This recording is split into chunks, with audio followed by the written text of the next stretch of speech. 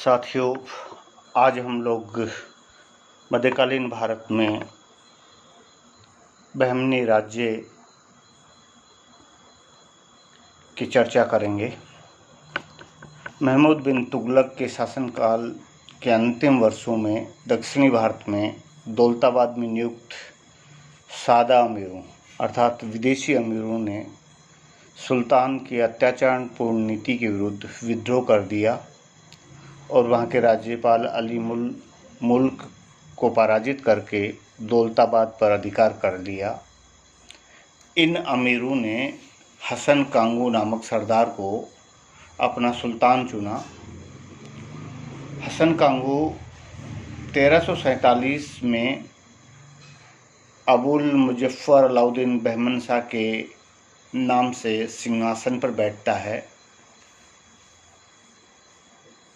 उसकी बहमन शाह की उपाधि के कारण ही उसके द्वारा स्थापित राज्य को बहमनी राज्य कहा जाता है। हालांकि कुछ विद्वान ये कहते हैं कि हसन कांगू को बचपन में एक ब्राह्मण का आश्रय मिला, उसी के आधार पर उसने अपनी उपाधि में बहमन नाम जोड़ा।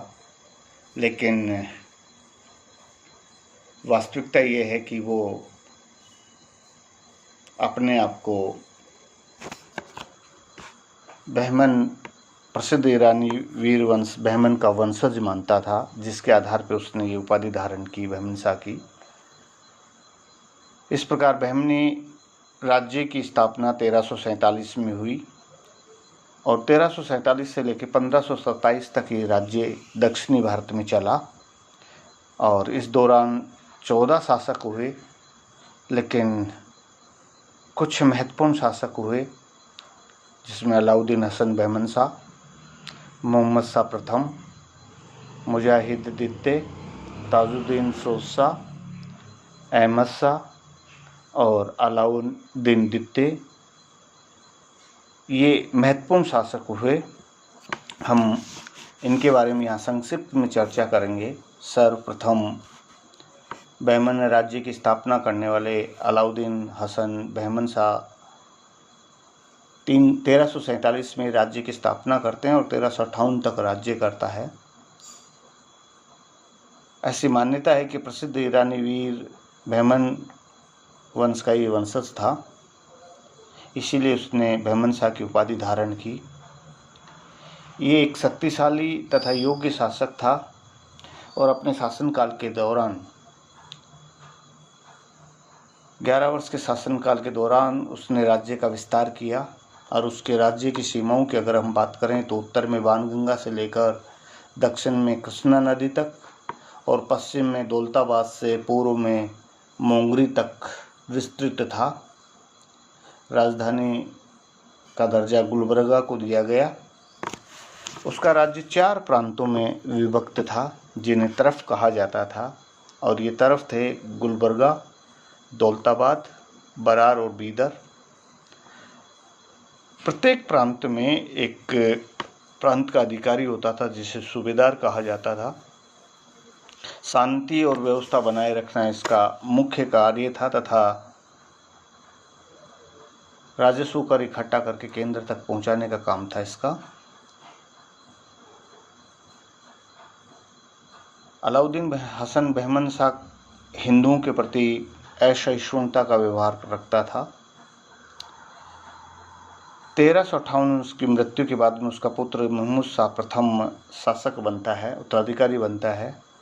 1358 से 1373 तक वो राज्य करता है और उसके शासनकाल में बहमनी राज्य की शासन व्यवस्था को एक ठोस आधार पर संगठित किया गया और केंद्रीय शासन को उसने 8 विभागों में विभक्त किया। प्रथम, वकील उस सल्तनत, यह दिल्ली सल्तनत के मलिक नाइब के समान पद होता था।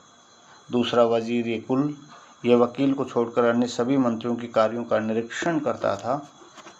और तीसरा, अमीर जुमला, ये वित्त विभाग का अध्यक्ष होता था।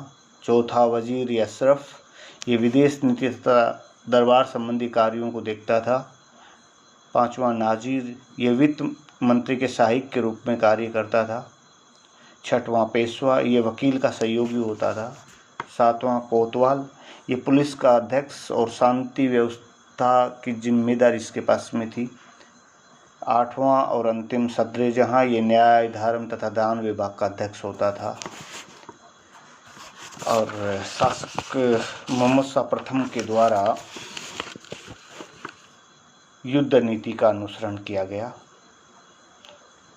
और उसने वारंगल और विजयनगर से निरंतर युद्ध लड़े। वारंगल और विजयनगर को पराजित करते उनसे युद्ध का हर्जाना वसूल किया और वारंगल से गोलकुंडा को छीना और अपने राज्य में मिलाया और उससे 33 लाख रुपए युद्ध हर्जाना के रूप में लिए। 1373 में उसकी मृत्यु हो गई। उसका उत्तराधिकारी मुजाहिद बना। 1377 में उसकी हत्या कर दी गई। उसका दूसरा पुत्र दाऊद उत्तराधिकारी बना। 1378 में उसकी भी हत्या कर दी गई और 1378 में मुजाहिद द्वितीय को बहमनी साम्राज्य का सुल्तान बनाया गया। जितने सुल्तान हुए बहमनी साम्राज्य में, उनमें सर्वाधिक शांतिप्रिय और कला तथा साहित्य का पोषक माना जाता है मुजाहिद द्वितीय को। कहते हैं कि वो विद्वानों को संरक्षण देता था। उसने अपने शासनकाल के दौरान अनेक मस्जिदों का निर्माण करवाया और परंपरागत शत्रु विजयनगर साम्राज्य से शांतिपूर्ण संबंध बनाए रखे गए। 397 में जब मुजाहिद द्वितीय की मृत्यु हो गई तो उसके उत्तराधिकारी बने गयासुद्दीन, फिर बाद में शमसुद्दीन, लेकिन दोनों ही निर्बल और अयोग्य सिद्ध हुए। अंततः 1397 में ही बहमन शाह के एक पौत्र फिरोज शाह को बहमनी साम्राज्य की गद्दी पर बैठाया गया।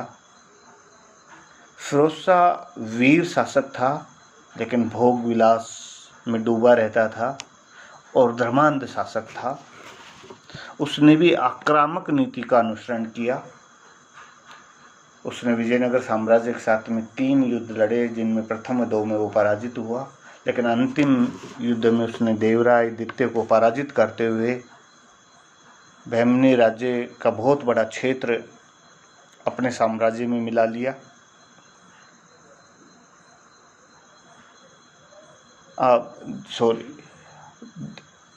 अंतिम युद्ध में उसने 3 युद्ध लड़े, जिनमें 2 प्रथम युद्धों में उसको विजय हासिल हुई और अंतिम युद्ध में देवराय द्वितीय से वो पराजित हो गया। विजयनगर के शासक देवराय द्वितीय ने उसके साम्राज्य का बहुत बड़ा क्षेत्र अपने क्षेत्राधिकार में ले लिया। इससे ताजुद्दीन फिरोज शाह को बहुत बड़ा झटका लगा, सदमा पहुंचा और उसने शासन कार्यों में रुचि लेना बंद कर दिया। 1422 में उसको गद्दी से अपदस्थ करते हुए अहमद शाह को गद्दी पर बैठाया गया और 1422 से 1435 तक अहमद शाह ने बहमनी राज्य में सुल्तान के पद को सुशोभित किया। वह वीर शासक था और उसने गुलबर्गा के बजाय बीदर को अपनी राजधानी बनाया। उसने शांतिपूर्ण विदेश नीति का अनुसरण किया। विजयनगर से युद्ध हर्जाना लिया। 1424 में उसने वारंगल को जीतकर अपने साम्राज्य में मिला लिया। मालवा पर आक्रमण किया, लेकिन मालवा के हुसैन शाह द्वारा पराजित हो गया।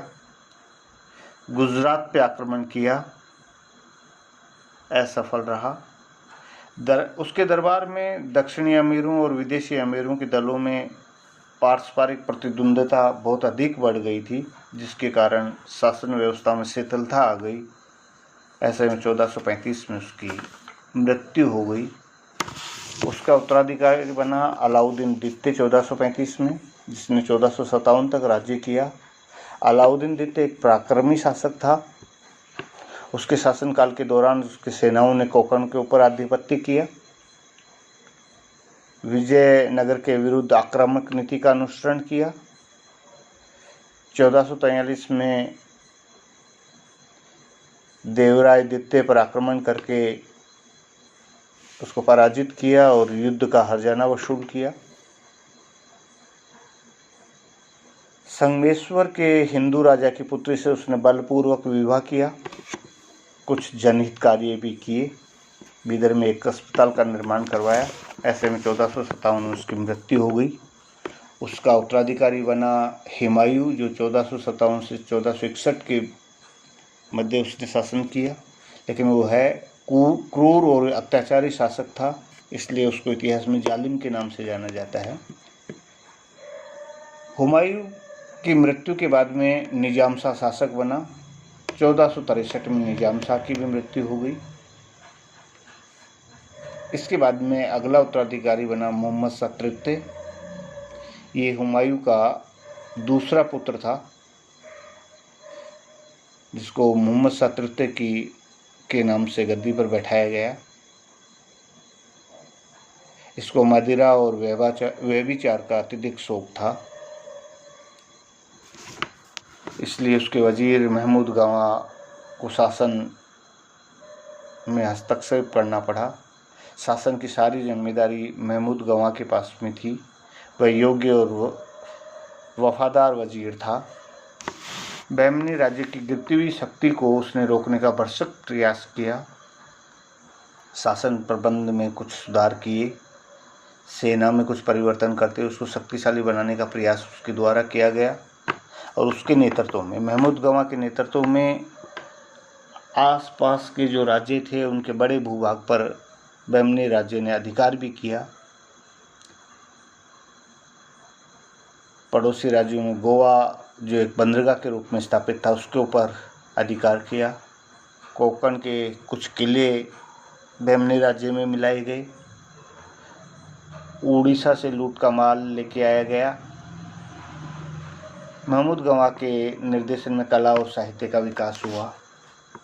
बीदर में एक विद्यालय की स्थापना की गई, जिसमें मूल्यवान ग्रंथों को एकत्रित किया गया।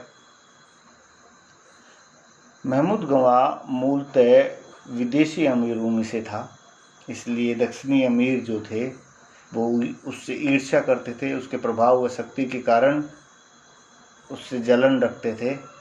ऐसे में उन्होंने मोहम्मद शाह तृतीय को शराब पिलाकर कान भरना प्रारंभ किया और सुल्तान मोहम्मद शाह की आज्ञा से अप्रैल 1421 में मोहम्मद गवां की हत्या करवा दी गई।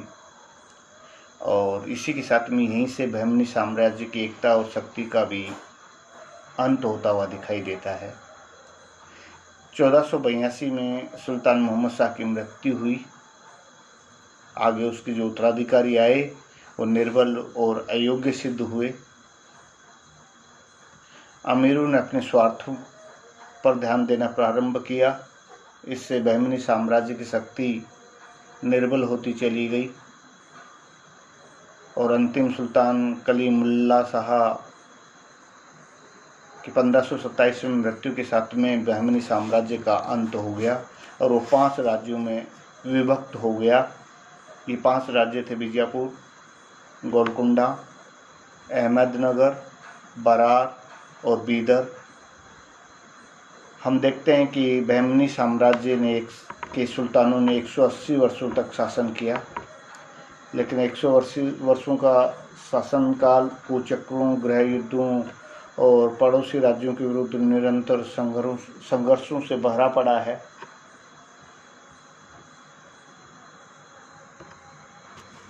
चौदह 1417 में एक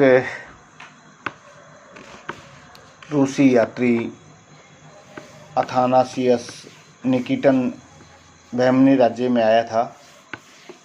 वो बहमनी राज्य की यात्रा करने के बाद में अपने यात्रा वृत्तांत में लिखता है कि बहमनी राज्य में आबादी घनी थी और वहाँ की जो जनता जो है निर्धन थी।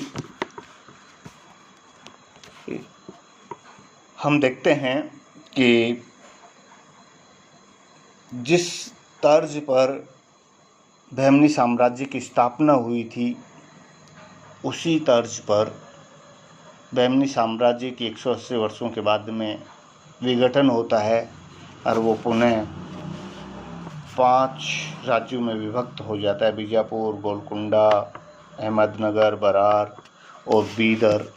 धन्यवाद।